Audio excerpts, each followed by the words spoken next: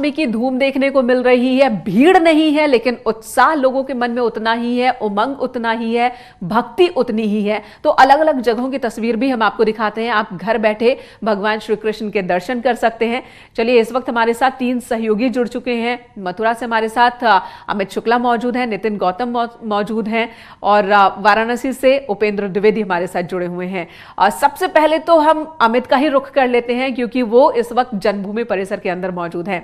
अमित, तस्वीरें दिखाइए जरा, पावन तस्वीर जिसका इस नजारे का इंतजार पूरे साल रहता है लोगों को।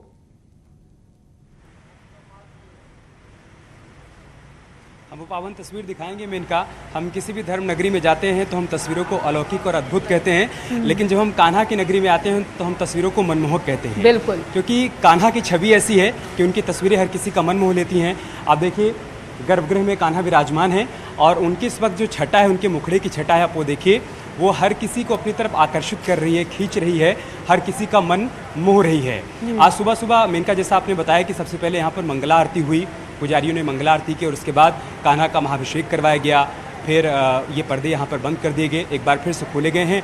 हमें जानकारी ये दी गई है कि 10 बजे यहाँ पर भजन कीर्तन शुरू हो जाएगा, जिसके माध्यम से कान्हा की आराधना होगी और उसके बाद 12 बजे एक बार फिर से कपाट बंद कर दिए जाएंगे। फिर शाम को 4 बजे कपाट खुलेंगे और एक बार फिर से भजन कीर्तन यहाँ पर शुरू हो जाएगा, आराधना शुरू हो जाएगी और प्राकट्य उत्सव की तैयारियां शुरू हो जाएंगी। तो कुल मिलाकर ये तस्वीरें मन को मोह लेने वाली हैं। और बिल्कुल अमित, ये देख पा रही हूँ, पिछली दफा पिछले साल मैं इसी जगह पर मौजूद थी, आपकी जगह पर, और जहां इस वक्त आप मौजूद हैं। और ये जो पीतांबर वस्त्र है, पिछले साल रात 12 बजे भगवान श्री कृष्ण को ये इस वस्त्र में सजाया गया था और पूरे 1 साल तक फिर उसी रंग के वस्त्र में और भगवान श्री कृष्ण रहते हैं। और आज रात 12 बजे वो बदल जाएगा, पूरा जो वस्त्र है बदल जाएगा, रंग बदल जाएगा, थीम बदल जाएगा।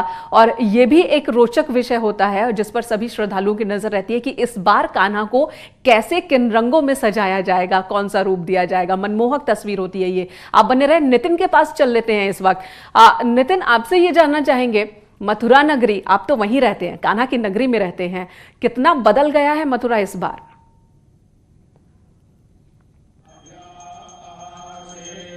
देखिए मेनका, अगर बदलने की बात करें तो केवल कोरोना काल में एक ही चीज बदली है कि श्रद्धालुओं की जो भीड़ ब्रज नगरी में रहती थी और भगवान कृष्ण का जो जन्मोत्सव मनाने आती थी वो दिखाई नहीं दे रही है। लेकिन भक्तों के उत्साह में, उमंग में किसी प्रकार की कोई कमी नहीं है। आप देख सकते हैं कि मेरे पीछे ठीक भगवान का पंचामृत अभिषेक हो रहा है, महाअभिषेक हो रहा है। भगवान के जो जन्मोत्सव है उसकी क्रियाएं, लीलाएं हो चुकी हैं। भगवान को दूध से, दही से, शर्करा से, घृत से भगवान का पंचामृत अभिषेक कराया जा रहा है। मंडप के पुजारी जो है एक तरफ जहां मंत्रोच्चारण कर रहे हैं तो वहीं जो है पंडित जो है विधि विधान से मंत्रोच्चारण के बीच भगवान का पंचामृत अभिषेक करा रहे हैं। तो वहीं अगर हम बात करें तो तमाम जो विदेशी भक्त हैं, कृष्ण भक्त हैं, जो आश्रमों में रहते हैं, वो समय यहाँ पर मौजूद हैं और भगवान के जो जन्म का कार्यक्रम है उसको विधि विधान के हर्षोल्लास के साथ संपन्न करा रहे हैं। जी मेनका जी बिल्कुल। तो उत्साह देखने को वैसा ही मिल रहा है। सजावट देखिए, खूबसूरत सजावट। और मथुरा के जिस गली में, जिस मंदिर में इस वक्त भक्त पहुंचते हैं, श्रद्धालु पहुंच जाएं, आप पहुंच जाएं, तो आपको ऐसा ही नजारा देखने को मिलेगा। बस आम लोगों की भीड़ नहीं है, वही एक अंतर देखने को इस बार मिल रहा है। रुख वाराणसी का कर लेते हैं, उपेंद्र द्विवेदी हमारे साथ मौजूद हैं। उपेंद्र, वाराणसी में भी बताइए कि यहां पर कोरोना काल में जन्माष्टमी किस तरह से मनाई जा रही है?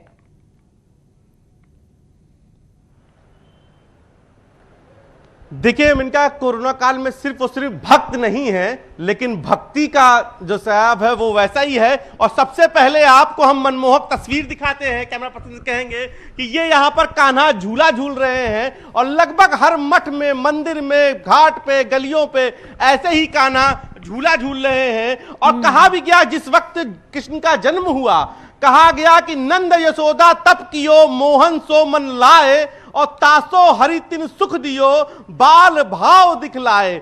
तो बाल भाव में जब हरि आए तो उसका नजारा अद्भुत था। और कैसा था ये कोई संत ही बयां कर सकता है। तो गुरुजी, आज कृष्ण का, आज आप शाम को भजन भी कहेंगे, अभी झूला झूल रहे हैं कान्हा, कैसा भाव है?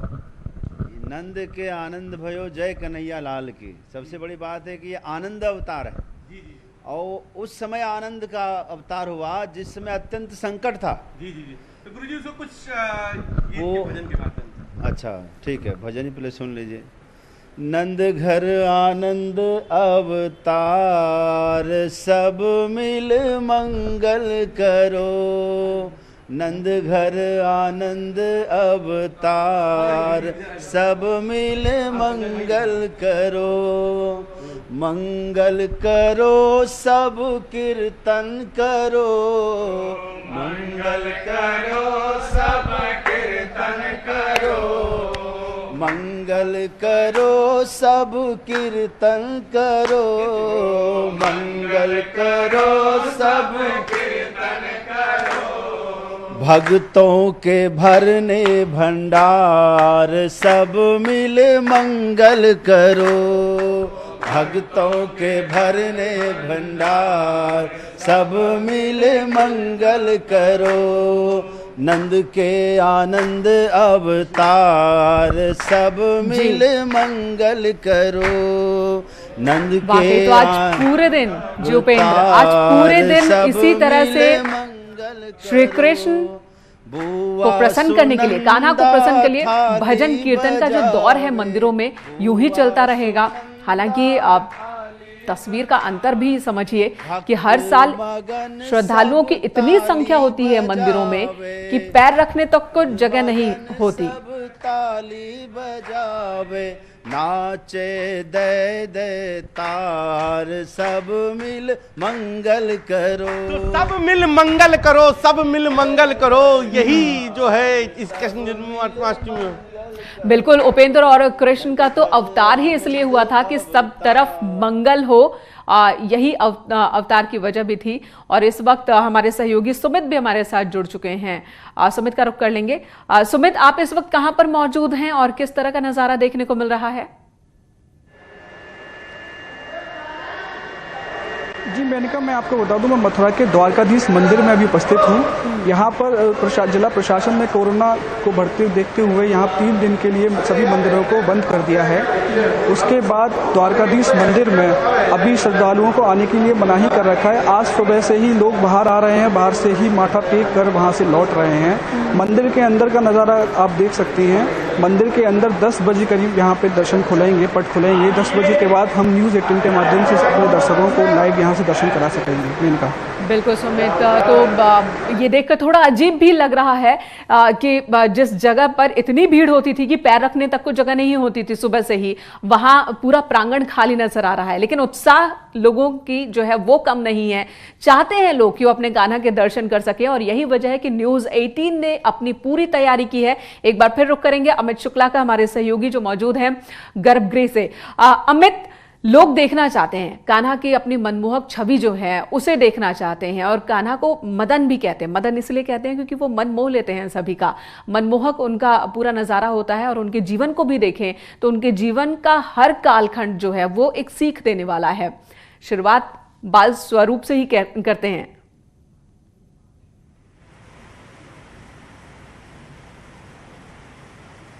उनका हर रूप मन को मोह लेने वाला है मेनका, और कान्हा की भक्ति में जो कोई एक बार डूब जाता है ना, उससे उबर नहीं पाता है। कान्हा से उसे प्रेम हो जाता है, और कान्हा को और चाहिए क्या? उसके भक्त कान्हा से प्रेम करें, कान्हा को यही तो चाहिए। अभी थोड़ी देर पहले मंदिर के सचिव से हमारी बातचीत हो रही थी, कपिल शर्मा से। उन्होंने कहा कि कोरोना है, भक्त भगवान से दूर हैं, लेकिन परेशान होने की ज़रूरत नहीं है। वो अपने घर पर भी रहकर कान्हा की स्तुति कर सकते हैं, उनकी आराधना कर सकते हैं, उनकी पूजा कर सकते हैं, क्योंकि कान्हा भी तो नहीं चाहते ना कि उनके भक्तों को किसी प्रकार की कोई तकलीफ हो, उनके भक्त कोरोना की चपेट में आए।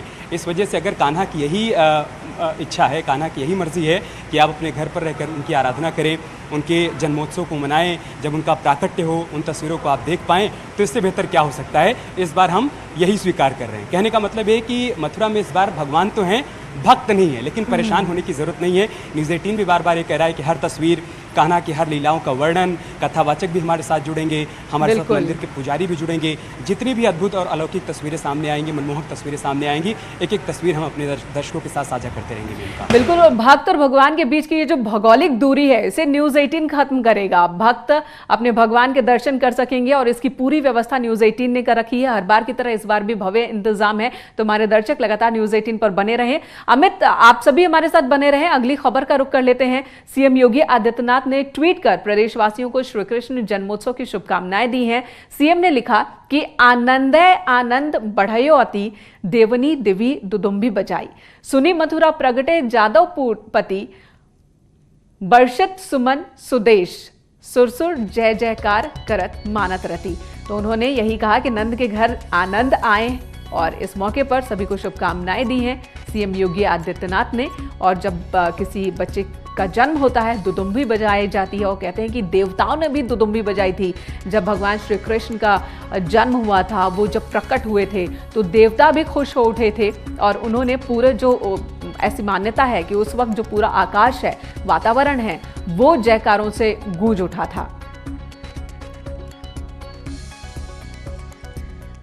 और सीएम योगी आदित्यनाथ ने गोरखपुर स्थित गोरखनाथ मंदिर में हर साल की तरह इस बार भी श्री कृष्ण जन्माष्टमी के मौके पर वो शामिल हुए। सीएम योगी ने यहां भगवान श्री कृष्ण की पूजा अर्चना की। जन्मोत्सव की पूर्व संध्या पर मंदिर परिसर स्थित श्री राधा कृष्ण मंदिर में अखंड हरि संकीर्तन हुआ और लगातार यहां पर भी भजन कीर्तन का दौर चल रहा है।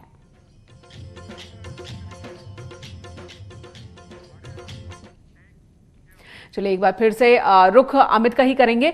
अमित, एक बार फिर से हमारे दर्शकों को बता दीजिए कि आज जो पूरे दिन का जो शेड्यूल है वो क्या है मंदिर के अंदर?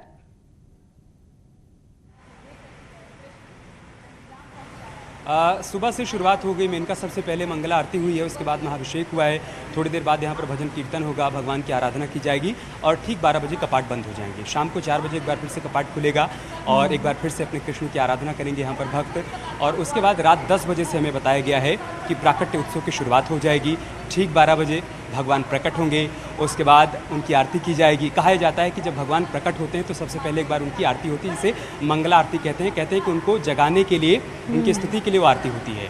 उसके बाद फिर उनका अभिषेक करवाया जाएगा, महाभिषेक होगा, फिर उनका श्रृंगार किया जाएगा, उनको 56 भोग लगाया जाएगा। उसके बाद एक बार फिर से हवन पूजन होगा, एक बार फिर से उनकी आरती की जाएगी और रात ठीक 1 बजे उनकी शयन आरती होगी। लेकिन एक बात मैं दर्शकों को मेनका बताना चाहूँगा कि अभी जब हमारी पुजारी से बातचीत हो रही थी तो कह रहे थे कि अमित, आप देखिए ना कि त्रेता युग और कलयुग में कैसी समानता देखने को मिल रही है कि भगवान जब माफ़ कीजिएगा द्वापर युग में, भगवान जब द्वापर युग में उन्होंने जन्म लिया था तो ऐसे ही लॉकडाउन था, ऐसे ही कोरोना का समय चल रहा था।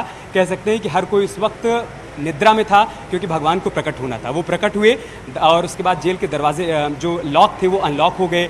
उसके बाद उनको वासुदेव जी लेकर चले गए नंदगांव। उसके बाद भगवान जब मथुरा आए तो उन्होंने कंस का वध किया था। तो इस बार आप देखिएगा कि कंस रूपी जो कोरोना है भगवान उसका वध करेंगे। ये पुजारियों का मानना है, उनकी आस्था है। तो लोगों में यकीन है कि एक बार फिर से कलयुग में भगवान और एक और समानता लोग कह रहे हैं कि तब कृष्ण की लड़ाई कंस से थी और कंस जैसे दूसरे